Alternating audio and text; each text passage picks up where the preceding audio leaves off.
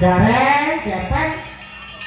Assalamualaikum warahmatullahi wabarakatuh. Mbak Limbuk Waalaikumsalam. Wilujeng dalu saged sowan wonten ing tambak Aji. Tambak Aji Ngalian Semarang. Luar biasa masyarakat. Biasa di luar. Iya. Biasa di luar. Terus iki iso nganggo gawe metu-metu ngono lho. Oh, sambutane niku lho. Heeh. Iya. Wah, tenan aku lagi dadi dagelan nang kene kajen ini Tambak Aji. Biasanya kemarin tau dijadi karo Nggih panitia monggo biar video ramah-ramah. iya. Monggo Pak Gareng katuran pinarak. Pinayi ngene. Terus ibu-ibu, monggo Mas Gareng, monggo pinarak. Heeh. Sing ora kajen ku karo tas cilik. Lho, lah kok ora kajengan tak piye maksudnya sing cetol sing jelas. Oh, kiai sepuh-sepuh ki ya bagekke. Tas cilik iki. Rai Gareng. Oh, piye Pak RT aja iki. Wah, ini kok apa kene iki bocah kok apa rung tau nonton wayang. Nah, kok enek kucine ngene kok ipin-upin ngono. Alhamdulillah. Mbak Limbuk Macange saged sowan. Derek mangayu bagya. Anggenipun apitan. Mugi katebena panggoda pangerja kecelaken uga ingkang amin. Amin. Sedaya masyarakatipun dipun paringi seger kewarasan. Amin. Sehat walafiat, boten kurang buku menyang wastra. Mugi masyarakatipun dadosaken masyarakat ingkang baldatun thayyibatun warabun wabur. Allahumma amin. Amin mugi panyuwun Mas Gareng rahayu jeneng nanggap, rahayu jeneng ditanggap, rahayu jeneng sing padha mirsani kabeh. Amin. Ampun kapok, ampun waleh nimbali kula Mas Dolok sak rombongan. Pokoke ngajak sepenting awake dhewe niku gandeng saingan dalang kathah. Nggih. Kados-kados wong ngedun rejeki dewa sing ngedun rejeki kaya-kayae yen ora enek dewa kesasar kan boten mungkin jenengan nimbali. Ya nggih pancen kanya saestu kesampun kalih kula sowan Mas Gareng. Tahun sing pun 3 tahun yang lalu nggih betul Mas Bagong saking Musuk. Mas Dibodong lah sakmenika kok betahaken langkung menika Mas Gareng Gepeng saking Karanganyar. Mboten ngapunten nggih niki Mas Dolok niku mboten kok saben dagelan niku purun. Soale dipilih kula ing dalem menika wonten Tambak Kaji menika dipilih Gareng pilihan nggih. Pilihan terakhir soalnya liyane pun kanggo kabeh. Ya ora ngono. Mamut jek karo sampeyan kuwi ora suwe lho rong sasi yang lalu lho. Pas kamu tak jom jarane pas nang luar Jawa. Nggih, ngapunten niki sing rawuh kathah sanget tokoh-tokoh masyarakat. Kados panjenenganipun Bapak Insinyur Wahid Nurmiyanto. Bapak DPRD Miyanto rawuh ngaturaken lujeng rawuh Bapak. Hasil lenggah nggih dikoten? Hasil lenggah. Bapak Kepala Desa Bapak Kepala Kelurahan ngapunten niku Kepala Desa iki pilihan niku mboten pilihan soalnya kota. Nika Bapak Agus Maryanto Sarjana Hukum. Sarjana Hukum. Bilang kantor Pak Kapolsek saking Ngalian. Wong kula niku kepalane Komandan Hansip ngerti jenenge kok. Sinten? Nasirun. Lha kan seseberapa lho kok. Lho, nyuwun pirsa Bapak Nasirun. Lah sak lurah. Wah, jan luar biasa. Kok apal? Arep kok kaya ngopo nadyan sowan lagi pisan ki kudu nyedulur. Sing tunggu makam. Mosok sampeyan yo ngerti. Ajenge Mbah Mangke. Mbah Abu Bakar. Mbah Kyai Abu Bakar iku ngarep enten sing ngepam. Sinten? Menika Hansip loro. Nggih. Jenenge Ngatimin kalih Pak Suryadi. Terus boten Pak niku, Pak. Terus. Kok cerdas rapalmu karo iki. Ya teko kaya ngopo iki serawung iki penting. Lah sing godhog wedang iki aku ngerti jenenge. Sing godhog wedang tambah aji ku ngerti lho. Tenang aja buya kowe. Iya. Sapa jenenge? Ngadiman. Lah sing Ngadiman Pak ya. Ora ngerti kabeh to karo kopral.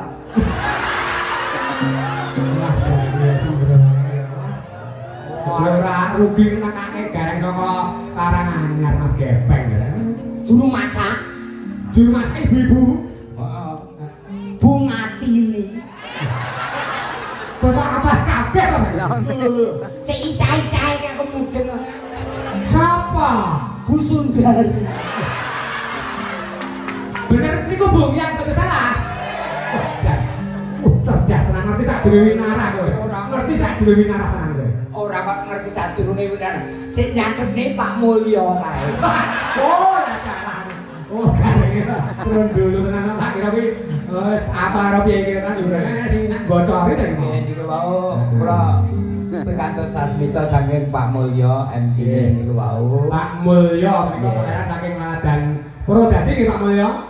Asli Purwodadi sak menika wonten mriki. Nggih menika mangke katuran pinarak minggah panggung Bapak Wakil, Bapak Kepala Desa niku santai wae itu tambah bensin. Kula butuh sawah. Ngapunten saderengipun kula ndereng Gladi Warna nderek tepang. Gareng kathah sangat pepundhen kula wonten Pudak Payung nggih menika Mas Mas Sumar Bagio Ngesti Pandowo, Gareng Susukan Dodo, almarhum Gareng Angga saking Solo Tigo, Mas Gareng Tralala saking Wonogiri. Wah komplit lah niki dalu nika dipun tepangaken kula niku Gareng Kagepeng Karanganyar. Ngapunten nika camatipun Karanganyar nggih kula menika utusanipun. Utusane Pak Camat Karanganyar sampeyan kuwi. Nggih, diutus soalnya kula niku teng Kecamatan Karanganyar Kabak Kecamatan. Kabak Kecamatan kok ora bae-bae Kepala bagian. Kepala bagian kok Karanganyar sampeyan Mas. Kepala bagian wonten kecamatan, kepala bagian godhok wedan. Iki tak ruange tenanan tak kira ya dadi pejabat tenanan kok. Gua celorengane lho, Pak. Iki saya risikone gede lho. Resiko ya? Pisan. Bisa apa? Yen kulite iki sensitif. Iya. Iki sing kula nggih pupuran gamping, Pak. Yo, Gusti. Sensitif ora cocok bledos. Bledos raine. Nggih. Dadi arep nyambut gawe ngomong nyawa kok. Ngomong nyawa. Aku tenan dadi gareng kok ora tekon isih nanggap sapa, iki bayarane pira. Longgar aku mangkat.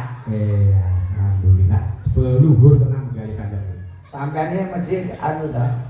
Beda tak kali kula. Heeh. Kula niki sing ditekono ora bayaran, Bos. Heeh.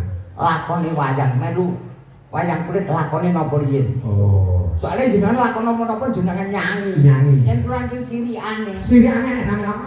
Niki dalu niki Semar bangun kayangan kayu paten remang nggih. lolos. Lolos. Bebas renek hambatan, gareng tampil. Oh, iya. Lahir wisan geni, Lahir sak gede, lolos. lolos Gareng bisa tampil. Edan. Sing basa mboten iso tampil niku enek lakon. enten lakon Kan sirikan. ora bagus sih kamu. Lahir Semar. Lah kok mbok sirik lahir Semar piye ceritane? Lah saiki mu Semar lagi lahir kok gareng klintah-klinthi. Aku wis tau dibalekne panitia kok. Masalahe Lagi teko teng kowe bali yo. Kowe wong lakon kowe. Lho, kula niku dawuh ketua panitia. Aku ketuane panitia. Heeh. Bali yo. Enten apa to, Pak? Lakoni wayang iki lahir Semar. Kok tekan kene ngopo? Semar lagi lahir. Jadi kok gareng teko kene Lah lah. iki niku. Oh. Sampeyan dadi dalang wis kowe. Ya suwe. Ah, tak tekon. Tekan apa ae. Ayo. Tekon. Sak tekon tak saure kok iso. Oh, insyaallah. Kowe dadi dalang waskita. Iki apa? Wayang. Wayang. Jenenge Baladewa. Baladewa. Barepe Pandhawa sapa? Puntadewa. Nom-nomane Prabu Kresna. Iya kuwi normane Nayarana. Ngawur. Padmanaba. Ngawur. Jarwa. Jarwa ora cocok nggon buku wae kuwi nek normane Kresna Jarwa Nayarana nek. Jarwa kon nembang. Uler kambang. Ular kambang. Uler kambang cakepane Jarwa muda lak ketemu. Jarwa muda-mudane Sang Prabu Kresna lho. Jarwa. Nomone kono Jarwa. Jarwa. Gua mulai akibat. Cakepan sadurunge ana langit ana apa, sadurungane bumi ana apa? Iki pripun Pak Lurah? Ndak boleh tanya. Sing anggap wis kelangan nih. Iya. Sadurunge ana langit ana apa, sadurungane bumi ana apa? Ilmu tuwa, ilmu dhuwur. Ana wong alas wong wang-wang. Alah. Sepi saka sampun. Alah. Sepi sapa sampun ya. Lah ulungane alam, ulungane bumi, ulungane langit. Lah terus apa ini? Sadurunge ana langit, cateten setokno ning kono. Sadurunge ana langit iki enek wit pari. Ana wit pari. Sadurunge ana langit iki enek wit pari. Bisa. Langit iki walang sangit. Langit walang sangit. Dadi walang sangit ki omone pari. Sadurunge ana bumi ana apa? Sadurunge bumi ya mbuh ra ngerti aku. Ora mudeng. Ana bibit. Lah kamu gampang jawabane. Bumi ditancepi tebu semi. Oh. Tebu ki iso semi mergo nek bibit. Iki ilmu tuwa. Ilmu tuwa. Siji tambah siji pira? Loro. Loro tambah loro. Dari jalan. Iya. Terus yen loro ping papat. Waduh. Ngawur. Lah kok iso? 2000. Loro ping papat. Kok iso 2000? Kowe foto 2 kali 4 tak 2000. Dalane halus yo kan gareng, dalane halus. Wis, dalane. Kula mana diane sedekah bumi nggih kula sedekah bumi. Iya. Ucap syukur ngarsane Allah Subhanahu wa taala amargi masyarakatipun saged panen ulu pametuning bumi, sedekah bumi mriki apitan. Yen ngen kula menika mulakno bumi niku diprail wonten 5, Bos. Weh. Bumi niku lemah tanah bumi Siti Bantala wonten 5. Lemah nika Karang Padesan utawa kampung sing dipanjenengan lenggahi menika niku namine lemah, gelem diduki omah. Oh, lemah. Nggih, terus tanah.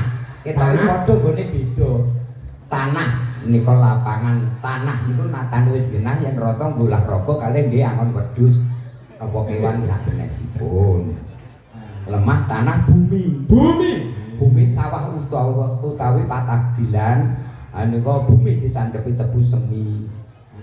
Terus nomor 4 Siti nika kuburan. Siti isine wong mati ora percaya dudane. Nah, iya percaya. Pungkasanipun gangsal nika Bantala. Nika dalan utawa margi. Ya. Bantala niki contone kados niki. Wiwit kula sangka Sala dugi mriki mboten enten dalan sing elek. Jenenge Bantala dilewati ban ora nelo. Tepuk tangan pembangunan warga masyarakat. Dasare cah cilik-cilik yo akeh ya kene yo. Wis. Nika malam Minggu nggih cekak aos, Bos. Dipun tandhaken tetembangan nggih guyon parikena guyone mlaku, tembange nggih mlaku, lakone wayang kecandhak. nggih. Niki saene sinten niki ingkang Pak Lurah napa Pak? anu Bapak Insinyur Wakit Sasampun kondur. Oh. Diwacan kondur. nggih derekaken kunduripun Bapak mugi rahayu. Ki ana layang Mas Gareng. Nah, napa Pak? Nah, iki layang mau. Oh nggih. Ya. Siji Dimacake ya. Nah. Wah, riyen Ya. Sapa-sapa? tak macane. Tak macane. Tak wacane. Nah.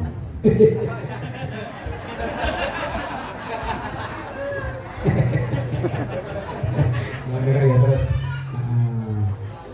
Nyuwun kembang Nyidam Sari. Nah, buat kakek tersayang Bapak Samiran. Panjang umur, sehat, rezekinipun kathah. Amin. Ugi sayang keluarga nambah sayang kali keluarga. Dari yang tersayang derek rezeki ini kali datang